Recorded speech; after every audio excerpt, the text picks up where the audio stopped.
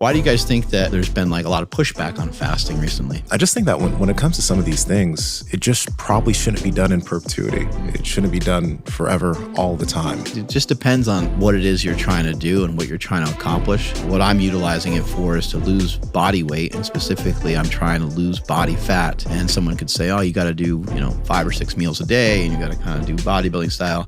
That's just not anything I want to spend time doing. So you noticed nothing from that 48-hour fast? Maybe I was expecting too much, but no, I didn't feel anything. Sometimes we start to talk about fasting. Maybe somebody listening gets excited, and that might be a great route for someone to go. It also might not be a great route for someone to go. Yeah, I got here today and I did like a little Metcon. I've been messing around with some of those lately. You guys fuck around with those kind of workouts? A little bit. It's throughout the day though, so yeah. It's been a while. I remember we used to do that in the mornings a lot. Yeah. We'd have like a little circuit going. Yeah. That was a lot of fun, actually. You get a lot of work done in a short amount of time, kind of like CrossFit-y type stuff. Yeah, very CrossFit. Yeah, I did like a minute on the bike, a minute of jumping rope, walked with like it's like a 45-pound med ball, picked that up, walked down and back, and did some push-ups in between that, and did some lunges in between that. But yeah, just kind of more recently trying to just, I guess, move more and have my workouts, have my workouts where they're just not as like, I do enjoy some bodybuilding stuff, but it's pretty boring to just sit there and kind of do the 3 to 5 sets of 10, minute rest, and just kind of stay on that muscle. At the moment, that's pretty boring to me. So I've been trying to mix it up with some other shit. How's your body been feeling? Because I saw that you posted this morning, you posted your sprinting. And first off, you looked fucking lean. So what's that about? Because I know you're lean, but you looked super lean. And then you look like you're opening up more. So how's that been going for you? Yeah, again, with any exercise I'm doing, I'm trying to like implement some sort of movement that's challenging to me. So like a lunge isn't normally challenging to most people, but a lunge is a little bit challenging for me just due to like tightness in the quads and tightness in the hips. And so I've been implementing a lot of that. I've been doing a lot of myofascial release. Body feels really good. And then the leanness is a lot of it has to do with fasting. I've been fasting every Monday for the last maybe like month or so. Maybe like the last 4 weeks or so. What spurred that for you? Actually just, listening to the guest that we just had on the show, listening to Kyle Newell. What's his actual name on Instagram? It's like something Panda, right? I'll find Panda Man or something like that. Yeah. I always liked fasting. I did like the longer fasts, but it was cool to hear from someone like him, kind of saying like a lot of people don't fast long enough. And I'm like, you know what? Yeah, I have done a lot of fasting, and I've done some full day fast. I actually did a week of fasting before. I did a bunch of different versions of it, but I was like, you know what? He's right. Let me go back and let me revisit some of that and let me give it another go. And so, yeah, I've been doing like, basically like they're 24-hour fasts, but they usually last a little bit longer. And a cheat that I kind of figured out was I guess it's not a cheat, it's still 24 hours or longer, but if I just have like breakfast and or lunch and then just discontinue eating for the day, I found that is easier to make the 24 hours go by faster, rather than eating at like 7 p.m. and then, having that little extra sleep time and then starting your fast that way. I don't know why I feel that that's easier, but for me, it felt like it was easier doing it that way. Yeah, well, for me, it makes sense that that's easier because as the hunger signals start to come from dinner, then you can just be like, well, I know I'm going to go to sleep in like 2-3 hours, so I'm just going to hold it off a little bit, because that's what I did too. And when you fall asleep, you're not thinking about food, and when you wake up, I felt totally normal. I felt exactly as I felt the day before when I had just a regular day of food.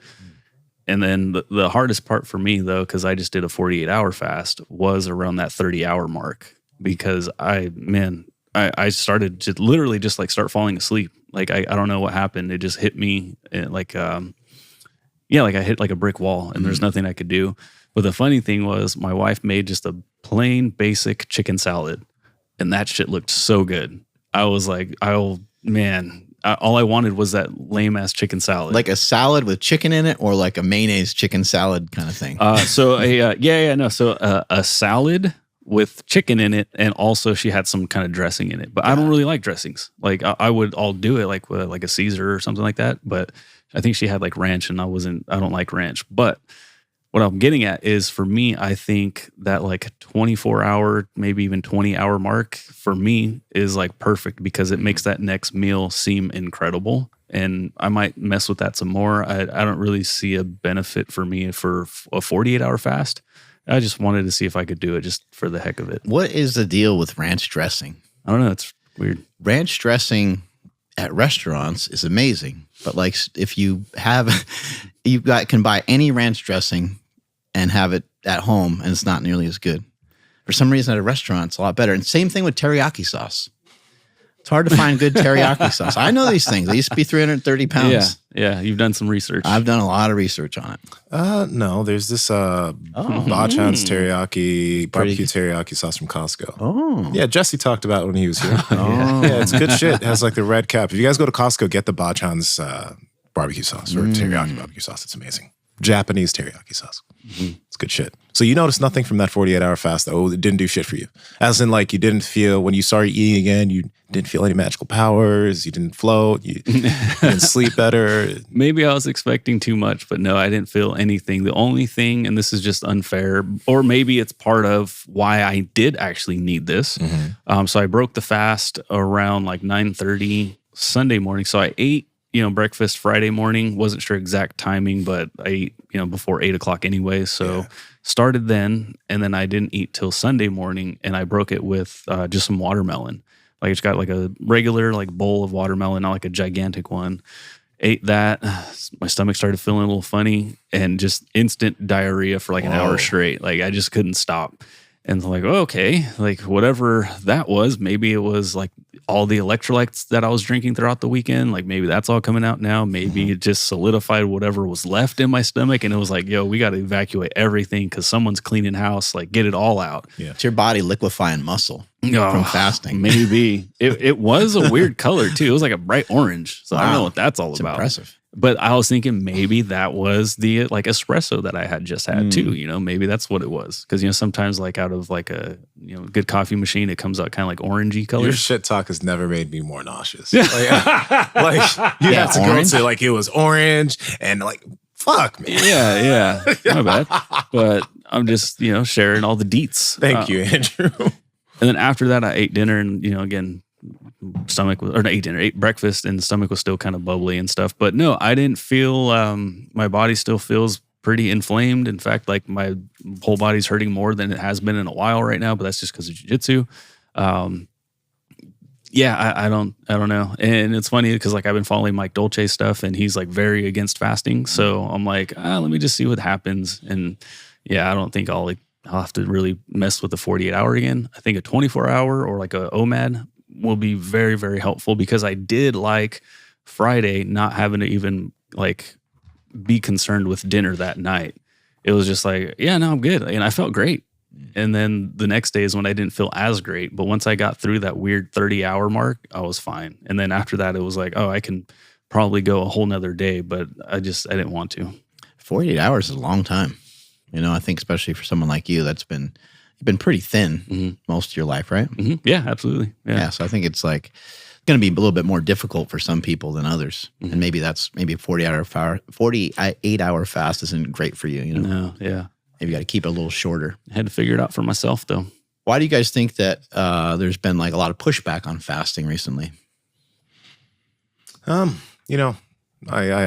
can't necessarily say. I think there's a phase where a lot of people were talking positively about it, and maybe some things came out recently in terms of potentially muscle loss or something.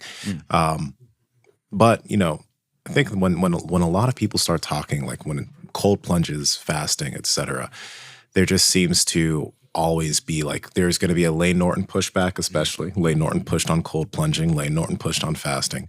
And then there's just going to be a bunch of people that try it, and then they're like, I didn't like it, et cetera, or I didn't like it for doing it for too long. I just think that when it comes to some of these things, it just probably shouldn't be done in perpetuity. It shouldn't be done forever, all the time. You know what I mean? I've found the benefit from fasting being every now and then, some days of the week I'll have one meal a day. Every few weeks, maybe I'll do a 24 or 36. Every quarter, I'll do a 3-day fast.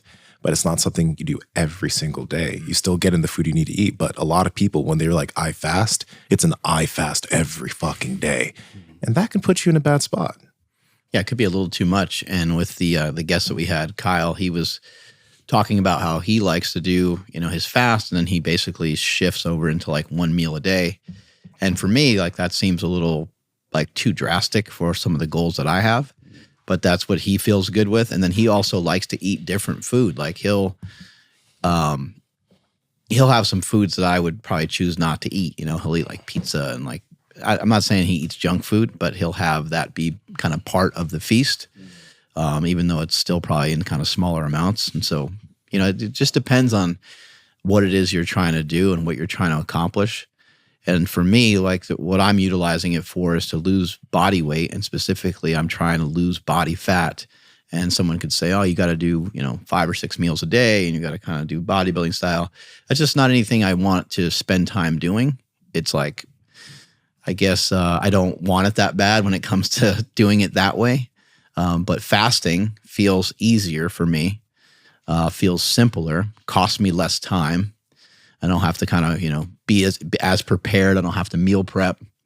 And so I think the rewards kind of outweigh some of the risk and some of the time that it would take to do this in another way. But I do think there's a lot of ways for people to lose fat. Mm-hmm.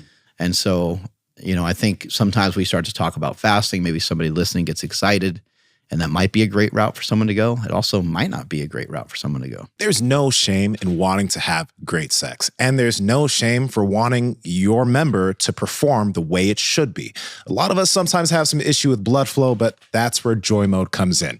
Let me read you these ingredients because it's not going to be very long. Vitamin C, L-citrulline, arginine nitrate, and Panic ginseng.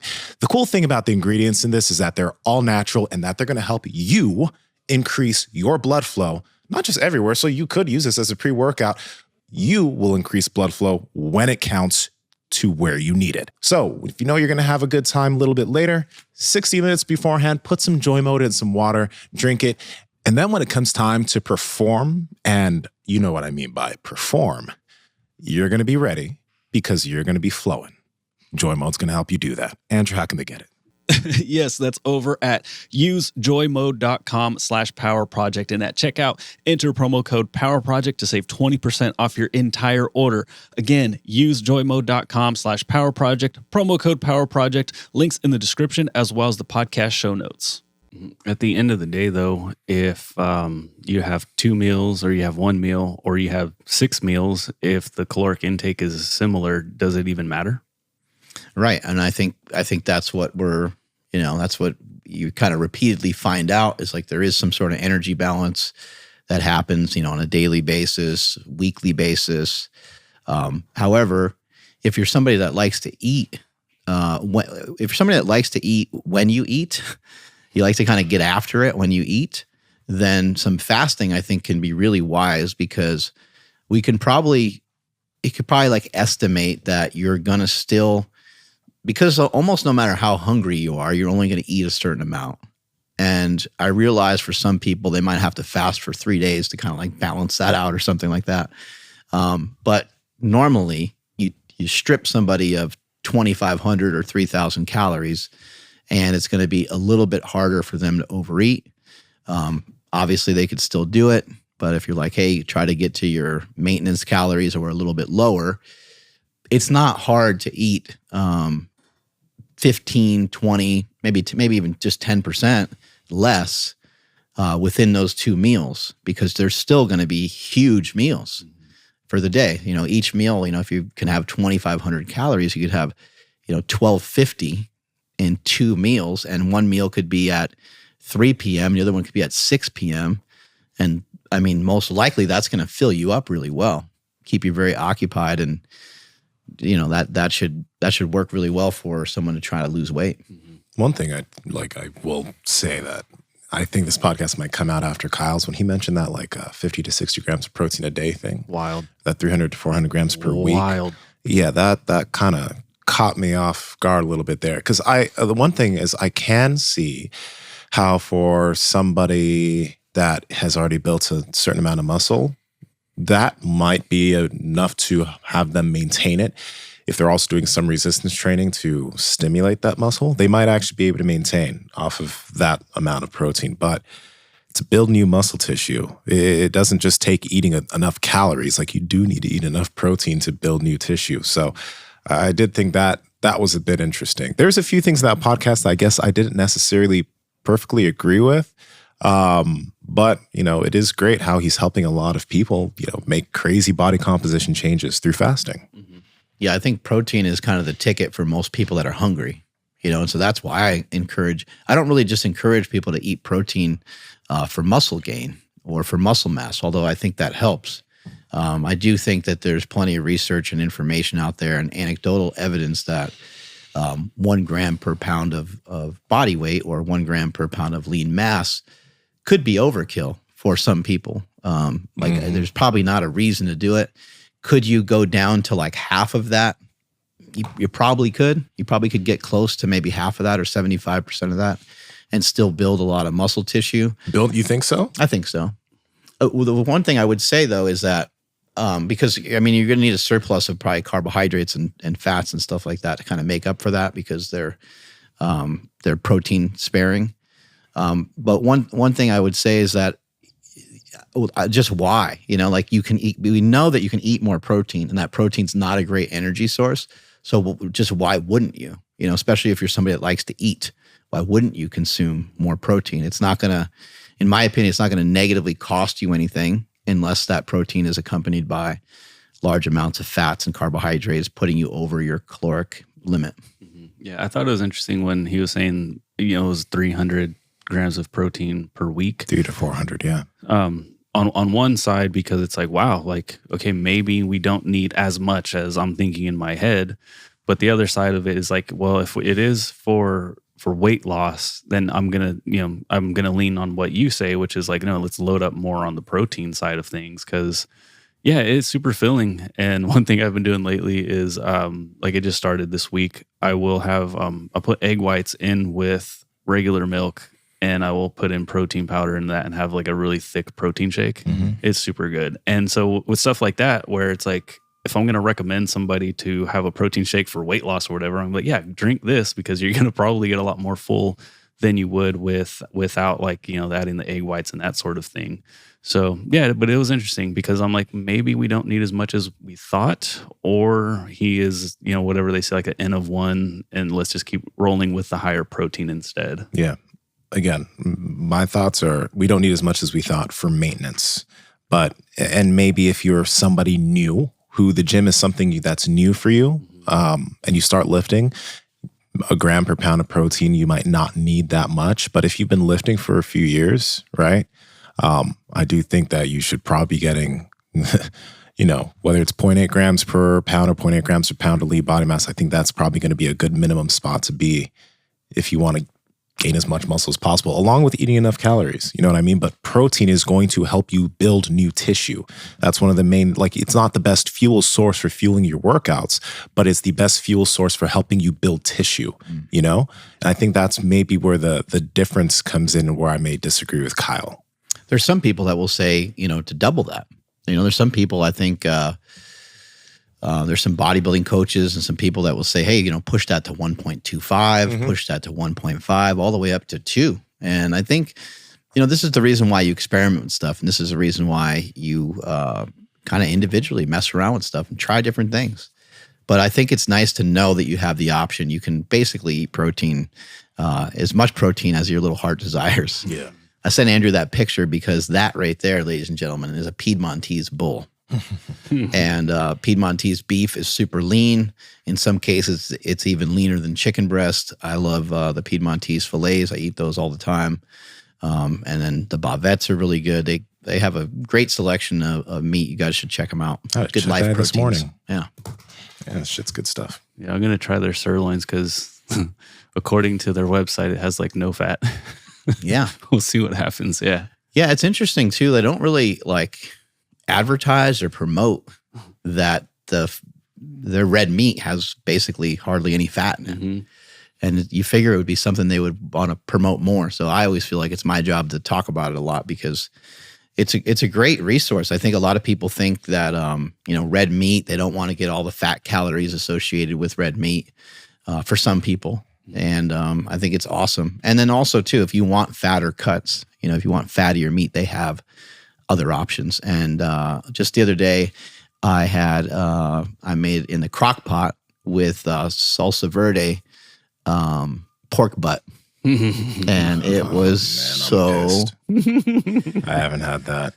It was so, I invited my brother over and I was cooking something else while that was like just sitting there. And my brother just like, he kept hitting that up. He's like, this shit's good. Oh, nice. He's like, is there bone broth or something in here? I'm like, no, it's just like the fat from the pork butt. That sounds so good. Yeah. With Piedmontese, something, again, you and I had this cool conversation in the gym yesterday about like cholesterol and saturated fat and that sort of thing. So when we think like, okay, we want to get our cholesterol down and then we stop taking in, or we want to lower our dietary cholesterol intake, we think we can't have red meat anymore, right? Because we instantly go to ribeyes and all the saturated fat and all that good stuff. But with Piedmontese being so lean, you get to enjoy the red meat and you can kind of like get around some of the saturated fat, like warnings and stuff that people want to talk to you about. So I'm super grateful that we have that. You can also go grass-fed, grass-finished, which changes the like omega-3 profile a little bit. But yeah, I mean, they have amazing selections of meat. Something to keep in mind when you're fasting, like if you're fasting and you're trying to mainly lose body fat, I think the rules are a little different. And I like to utilize some of Walter Longo's protocol. He does like a fasting mimicking diet is what he calls it. And fasting mimicking, you can also kind of utilize some principles of a ketogenic diet for that. But some things that I allow for myself to consume during a fast, I try to be strict with it. I try not to have anything, but occasionally, if I'm hungry or somebody else is eating, it's convenient to be able to eat something or do something. And then also just kind of keeping yourself like occupied, So if you're going to fast, then pick a day where you're really busy because that's really helpful to kind of keep yourself occupied. But I have bulletproof coffee sometimes. I use, I'll eat pickles. I'll eat olives, essential amino acids, and then kratom, kava, hydration, tea or coffee. So I just try to utilize, sometimes I might even utilize caffeine, which I've really pushed way back on caffeine recently. But that little stim I found just kind of, I don't know, just puts you in a different frame of mind. And your mood is so hugely connected to your hunger. If you're kind of bummed and kind of blue, like the real easy way to get that dopamine hit is to eat something shitty. I'm not gonna feel like I'm gonna go get a donut or something or get some pizza, right? It works. I think that's why the food is so addicting. It works. It makes you feel amazing and it tastes amazing. But sometimes later on, it makes you feel worse because you didn't follow the plan that you were trying to do. But I found it helpful to kind of, have some of that. Some people ask questions about like protein shakes and stuff. And I would say like, it's not a great idea to have like too many things or too many options, but a scoop of protein powder. And again, you're utilizing the fast to keep muscle mass and try to lose body fat. I don't really see any problem with that. I know some people will go, oh, you're not fasting anymore. It's like, okay, well, that's fine. But I'm still utilizing a strategy where I'm keeping the calories super low. Walter Longo, I think, wants people to keep the calories, I think it's like 500 or less is kind of what he suggests and recommends. And that's like he does like a 5-day fasting protocol, which I've done before. And then he has a specific way that you kind of spin out of that. So it's actually like a full week, but it's 5 main days of fasting. Yeah, I utilized the kava shot from Mind Bullet. That, again, when I was saying like how 30 hours in, I started feeling kind of weird and things were getting difficult. So I did that with some sparkling water. It was phenomenal. That stuff helped me out so much. Yeah. And then also I just enjoy it. It tastes really good. It's kind of like I'm having a mixed drink. I don't drink anymore, but having something to sip on was really, really cool. That stuff was super helpful. Yeah, I've been going over to the Kava bar here in Davis. Pretty nice, pretty cool. Cool vibes over there. Yeah. They have a kratom drink too on tap. They have a kratom tea. They just pull the thing down. Pretty cool. Interesting. It's not crazy strong. Stick your head under it. Yeah, just pull the thing. It's not crazy strong. It's super mellow, but they have different ones too. They have like a red one. They have the different colors. I think represent like different strains and different effects it can have on you. But I had a red one the other day with some kava, and that was really good. Have you adjusted at all how much kratom you use these days? Because I know you go like it's up and down from time to time. Mm-hmm. Yeah, I try to always be mindful of everything that I'm using, whether it's testosterone or whether it's kratom. Everything always gets evaluated, and I think we know you blast testosterone. Shut the fuck up. I've been blasting a lot of testosterone. Fuck with you. No, bro, I'm hardly on anything. You know, there's appropriate times to like talk about exactly what you're doing, and there's times where it just doesn't do you any good. And right now is a time where it wouldn't do me any good to be like, I'm only taking it. It's like it's not even any fucking. Yeah, I'm totally titrating back. It's like, well, what are you taking? Don't worry about it. What I'm doing right now. Exactly. There's just no reason to. All that stuff is just super funny to me. Super interesting. You know, like you find out that someone's like, oh, that guy's taking a gram as opposed to like him taking like 400 milligrams. I don't know. It's just, all of it's just funny. It's super funny. But yeah, I know I do pay attention to everything I utilize. I personally view kratom as a drug. I do view it as something that can be addictive. So I do my best to be, even though I sell it and I enjoy it, I like the product a lot. I think it can be safe for people. Otherwise, I wouldn't sell it. But it is something I think people need to be cautious with. It's more than coffee. You know what I mean? Like it's easier for someone to be like, oh, well, coffee is addictive too, or food can be addictive too. I don't view it that way. Kratom can be dangerous, and so you do need to be careful with it. I'm excited. We have a guy from a company called Etha. He's going to be on the show this week talking about kratom. So hopefully we can get more detailed information to people. What I've learned over the years is that there's a big difference between the extracts of kratom and the whole leaf kratom. When you consume the whole leaf kratom, you're getting the Mitragine specioso. You're getting the full plant botanical with all of its properties in place. What is that called again? Mitragine specioso. Okay. I think that's how you say it. Yeah. Abracadabra. Somebody Harry will. Potter spell, dog. Yeah, somebody will. Wingardium Specioso. Yeah, exactly. Somebody just turned into a fucking bullfrog. But anyway, the whole leaf kratom is a little safer in my opinion because the extracts are adulterated. They're made to be stronger, and you're extracting kratom, the street name, the drug. You're extracting that. It's almost like, you know, if you just take like straight caffeine from coffee, and then you put it into like an energy drink. I think most people would say like, what's healthier? I think a lot of people would say, those energy drinks, I don't know, man. Like they're a little suspicious because it doesn't have all the other properties of maybe like the coffee bean, which I learned the other day, by the way. Uh-oh. The coffee bean is not an actual bean. It's a cherry. It's like a fruit. It's like a pit. Yeah, what was that noise? I don't know. So then when it's roasted, I think we just call it beans. It does look like a bean. Yeah, it does look like a bean. Yeah. I've completely stopped taking all kratom, period. Good. I don't know. A lot of this stuff had to do when I stopped taking artificial sweeteners and like all these additional things that I'm like, am I doing too much of it? Am I, whatever? And then what it ultimately comes down to is what I want my son taking it. Mm-hmm. And I mean, I don't think kratom is harmful. It can be, obviously, but for me, it never was an issue. And I don't think it would be an issue for my son if he ever, discovered it or whatever. But I just, I was just like, yeah, no, I'm good. I just don't want to have to lean on it anymore. And I found myself not making an excuse for it, but I would say like, oh, I want to get a lot of work done. Let me take some kratom right now. And then I would forget to take the kratom and I'd get a lot of work done. I'm like, oh, I didn't even need it. Right. Like, it was just the ritual. So I'm like, all right, you know what? That's enough. I'm just going to cut it out. And like, yeah, it's just another thing to take. And so I'm like, all right, I'm good.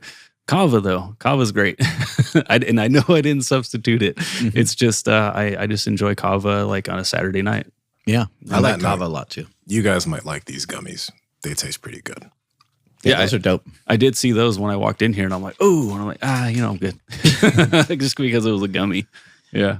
Yeah, I think obviously, like if you can make it through this world without any drugs, that might not be a bad idea. Mm-hmm. But I think it's a really bad idea to try to make it through this world without drugs because they're awesome. Yeah, I'm still drinking a lot of coffee. I mean, well, a lot, but like I'll do coffee every day. Yeah, I enjoy it. I feel great. Yeah. Bless you. Thank you. Yeah. Have you been messing around with any fasting? I know you said that you like occasionally will do like a longer fast, but I mean, a lot of times you do a meal a day type thing. Do you still do that? Yeah, I still do that. It's like, again, on certain days when I feel like I just don't need to eat, I just won't eat. There's certain days I wake up where maybe the day before I ate a lot of food and I didn't have as much expenditure as my body felt like it needed. I'll wake up the next day just not feeling hungry. I just won't eat. That's now it's like I don't think okay, I'm going to fast on Wednesday, I'm going to fast on Thursday. I just like end up fasting based on how my body feels and what it needs, you know? So that's how I look at it. And that's why I think it's like, I don't think it's that big of a deal in terms of it's not dangerous because wherever you are, like when you're trying to lose a lot of weight, you'll end up finding that you're in a deficit a lot of the time. And something like fasting may actually feel like it's harder because you're already eating in a caloric deficit, right? But when you get to a point where maybe you're maintaining or even at a point where you feel like you're trying to build, you'll just find that on certain days you just had more energy than you needed and you don't need more energy. That's all it is. How has it changed from when you were like bodybuilding? You know, because you're kind of saying like you're thinking in your head nowadays, maybe on certain days I just don't need it. That's probably a big shift from bodybuilding. Yeah. Well, when I was bodybuilding, the only thing I was thinking about was eating more food because it was all about growth. So it's like if I'm not eating, I'm not growing. You know what I mean? Mm-hmm. And that's different now because the thing I think about now is like not necessarily growing, but more so my metric is my performance in the gym, my performance grappling. So if I feel like my performance is good and I feel like I have enough energy, then I'm okay. But if I don't feel like I have enough energy, then food's going to be necessary. Like, you know what I mean? So I look at it as just like how I feel for the stuff I'm trying to actually do. How long do you think it took you to like, I guess like eat a lot and train hard to put on a good amount of size from like maybe the age of like 15 to like 20 or so? Because you probably put on like maybe what, 15, 20 pounds, maybe, I don't know, maybe more. It's a complicated one, man, because when I was 16, that's when I started playing soccer again. But I was 220 at 16 because I wasn't playing soccer for the past 3 years. That's when I put on quite a bit of muscle because I was only lifting. From 16 to like 20, I ended up going from 220 down to like 195 because I was playing soccer again. You weighed 195 pounds? Yeah. On the soccer field, yeah. That's crazy. Yeah. Yeah. My peak on the soccer field was like, maybe I ended up being around 200 to 205 in college. But like I ended up dropping weight because when you go from only lifting, now you're lifting and you're running around on the field for 5 to 6 days a week, you're going to drop some pounds. And then I gained a lot of weight after that because I got injured from soccer. And now the only thing I could do was lift and eat. So I gained a lot of weight. So it's like, yeah, I don't know. That's a hard question to answer. But through that time, I mean, I was still gaining muscle when I was playing soccer. It was just at a slower rate. And I dropped mainly body fat when I dropped weight, you know? Because I think a lot of people are probably, people that are listening, they're, probably kind of wondering like how long is it going to take me to like put on an appreciable amount of muscle. I know for myself, from the time I started lifting until I started to look like I lifted, that process took a really long time. That probably took almost like 8 or 10 years. I remember I would lift certain weights in the gym because I built up a pretty good amount of strength. And then people were like, oh man, you're going to be okay. You need a spot. And I was like, nah, I'm okay. Like I could, because at that point I already been lifting for a long time, but I could see, why people would have concern. They see this like young kid, bench pressing with like 275 or doing squats with 3 plates or something. And they're like, this guy's going to die probably. Because I didn't look, even though I was big, I didn't probably really look like I could move those weights around that well. Yeah. I think also maybe, I think sometimes we underestimate the effect that things like sprinting, things like unilateral work, like lunges, split squats, I think we underestimate the amount of like muscle that can put on because of the ranges of motion it puts us in.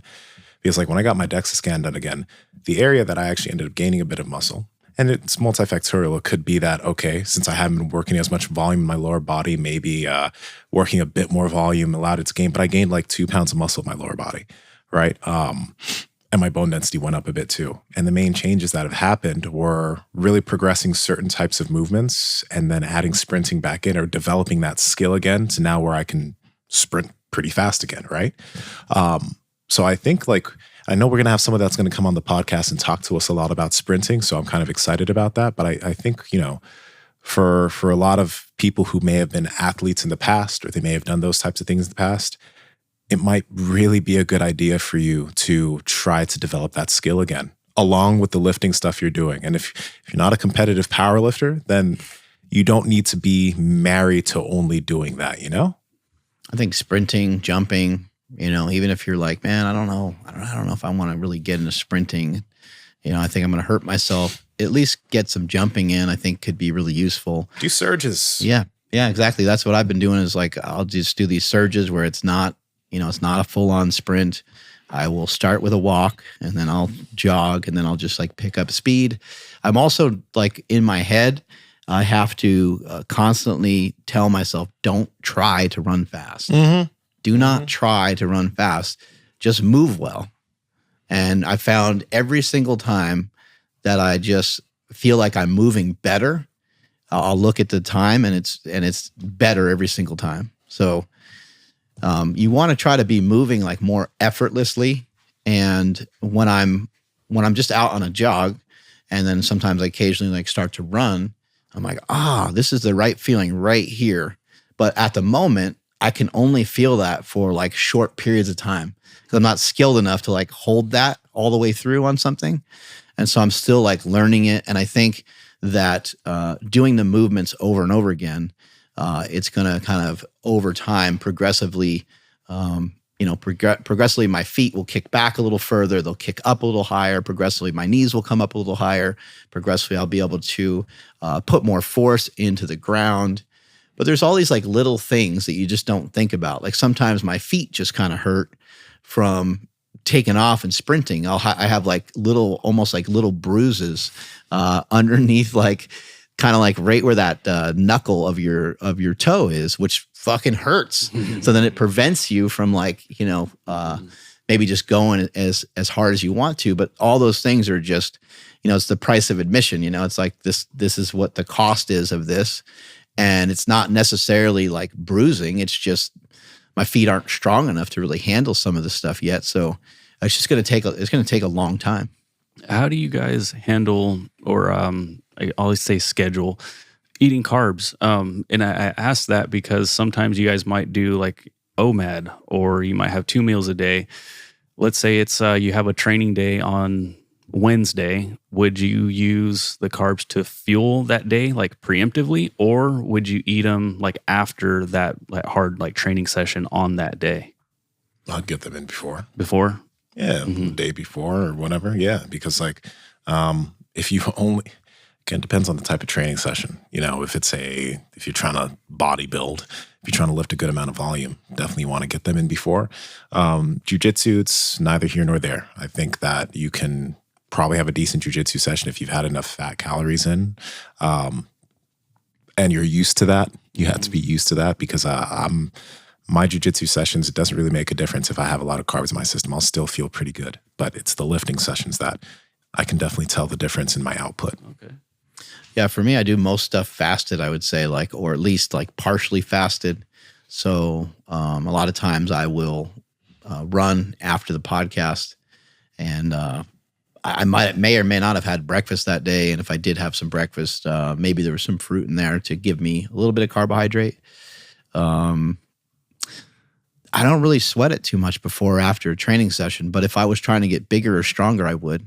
If I was trying to get bigger and or stronger, I would do both. I would put it before and after the training session, just to kind of, I always felt like it's important to kind of like put an exclamation point on whatever it is you're doing.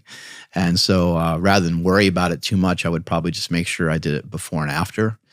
It does seem like there's more information and more research kind of pointing and alluding to the fact that like, if you just take care of your nutrients, like you're good. Like the nutrient timing, which everyone is pretty obsessed about. Like maybe it does matter, but it's probably like a pretty small amount. You know, Mike Israetel has his magical where you turn into a superhero if you eat 400 grams of carbohydrates a day. And basically he's like, look, man, if you have 400 grams of carbohydrates a day, you're pretty set, you know, to train at any time. It doesn't really matter, you know, when the carbohydrates happened, right? And so I agree with some of that. I think that we have a tendency to think that, you know, what you're going to do, like, you know, right now is going to have a direct impact on your next workout. But I think, you know, your carbohydrate intake isn't necessarily like a pre-workout. Your carbohydrate intake isn't necessarily like a cup of coffee. You could have it the night before. You know, if you had a cup of coffee the night before, it'd be a big mistake, right? But if you have some rice the night before, some potatoes the night before, it's my belief that glycogen is going to be floating around and you should have access to it without any problems. Agreed. Yeah, I'm just trying to, you know, get the most bang for my buck out of every, you know, training session. I think everybody can agree with that. And so I was just, kind of thinking, because, you know, with sleep, you know, we can't like catch up, right? Like if we get a bad night of sleep Tuesday, have a decent training session Wednesday, like we can't get a lot of sleep Wednesday night to make up for Tuesday's sleep. So it's like you want to preload that. And so that's what just got me thinking about the food. And, you know, with obviously my thing being jujitsu, like do I eat a lot more, you know, the night before, or do I just, you know, I guess keep it the way it's been, because it's been okay. But again, just trying to like, where else can I optimize when my diet is already on point? I, you know, pretty much no bullshit anymore. Like I don't even go to In-N-Out anymore.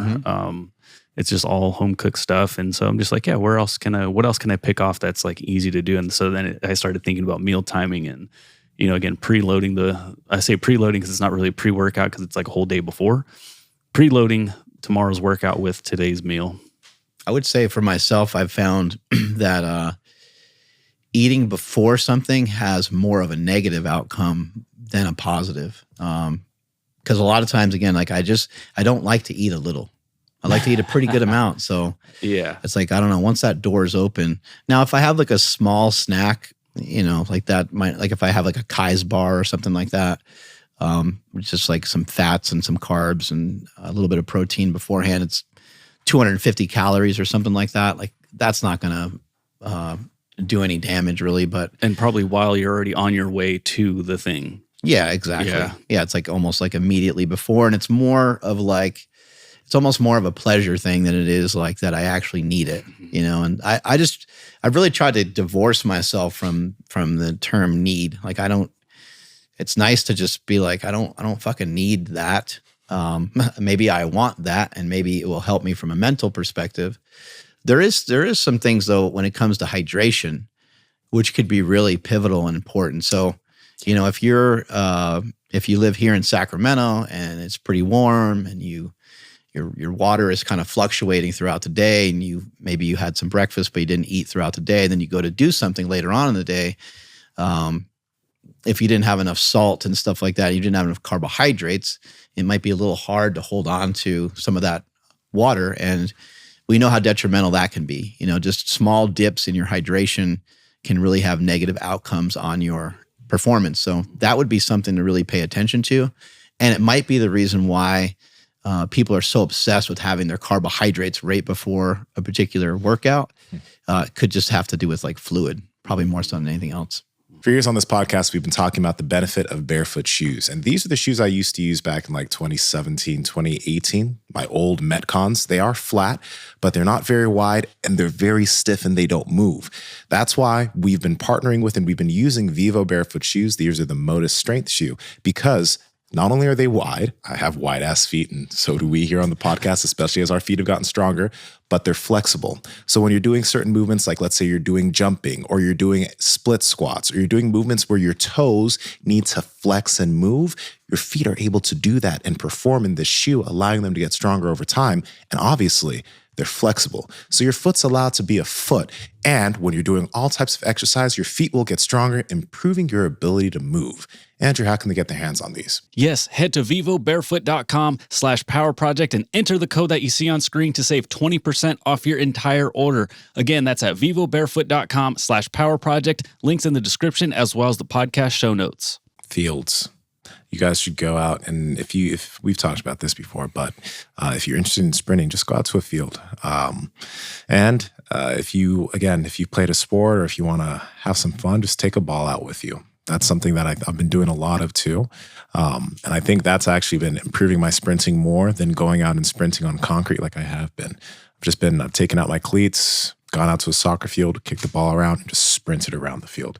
Because it's softer. I don't know. There's something about it where sprinting just feels better out there. Could be an aspect that I was used to it since being a kid. But you know, it's a lot easier on most people, I think, than sprinting on concrete. And it will slow you down too. The field, the grass will slow you down a little bit. I was watching my daughter play volleyball a couple days ago. And I was just thinking like how weird sports could be. Like if you were to take the ball out of this equation and you were just observing these kids jumping around and doing these things that they're doing, how weird it would be. If you were Drake. No. All right. People in the audience got that one, but keep going. And just like how weird it would be, but also how weird, like the kids wouldn't want to do it, you know, because like there's a ball to go for and it's part of the sport.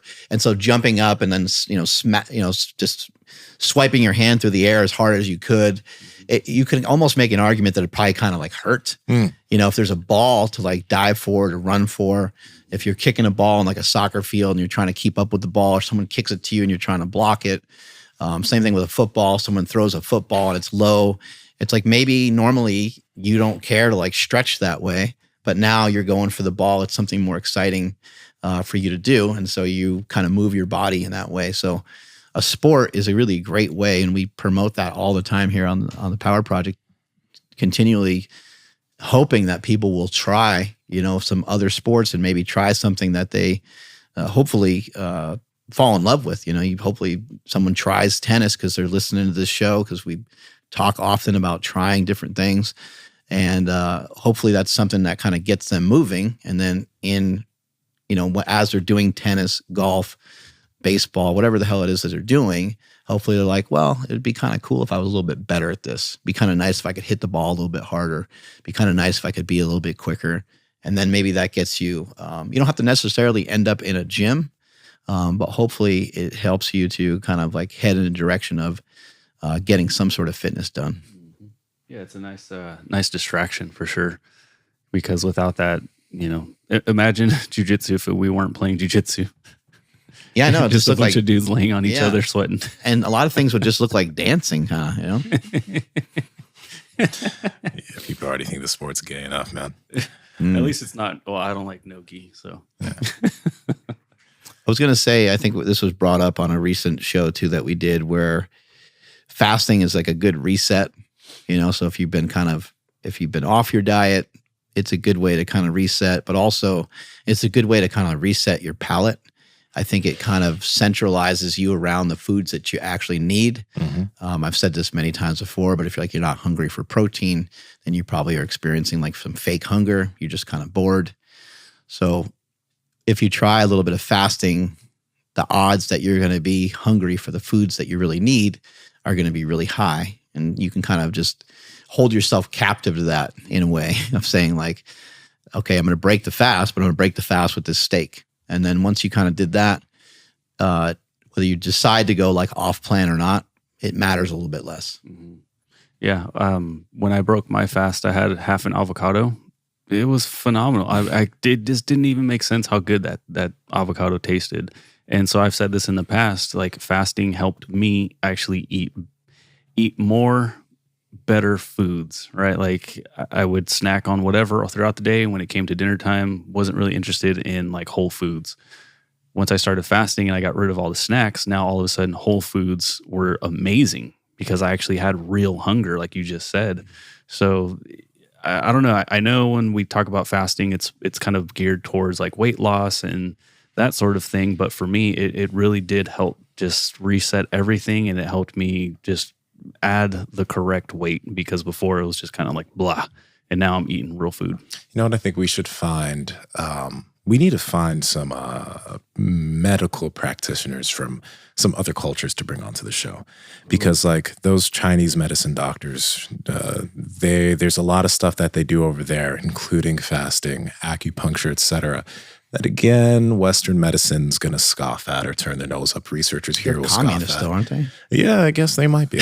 I don't know. But at the end of the day, it's like there's certain things that they've been doing for thousands of years that like actually have moved the needle for people that definitely has not been researched over here. Same thing in India, same thing in Africa. Like there's just a lot of practices that people have been doing for a long time, and fasting is one of them.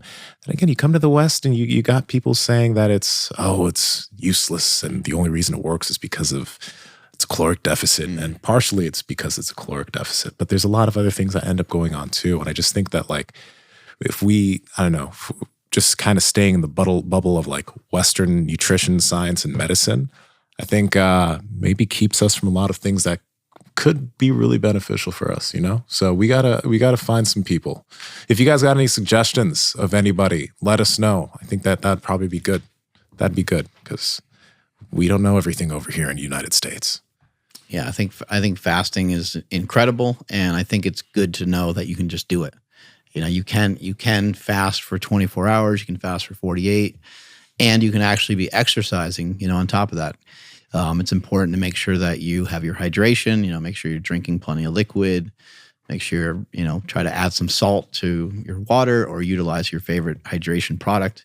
Those are all really good ideas, but I think just hearing other people talk about it and saying like, oh yeah, I fasted, or I only had a meal after jujitsu. I went the whole day and I'm doing high level jujitsu. Like this can be done. I'm not a mutant. I just adapted to it over time. Right. Yeah. And same thing with myself, like with running or lifting. I don't find that it's really never, I haven't noticed it being like exponentially harder. I guess there's been a few times where I'm running and my legs will feel a little bit more tired maybe. But I don't know if that's just from like the accumulation of all the running, or if that is, or if that has to do with maybe, you know, not having the proper like nutrients for that particular day. But in terms of like my head, like in terms of headaches or in terms of cramps or anything like that, I haven't run into any of those things. I think I do a good job of staying hydrated enough to where that's not a problem for me. Strength is never weakness. Weakness is never strength. Catch you guys later. Bye.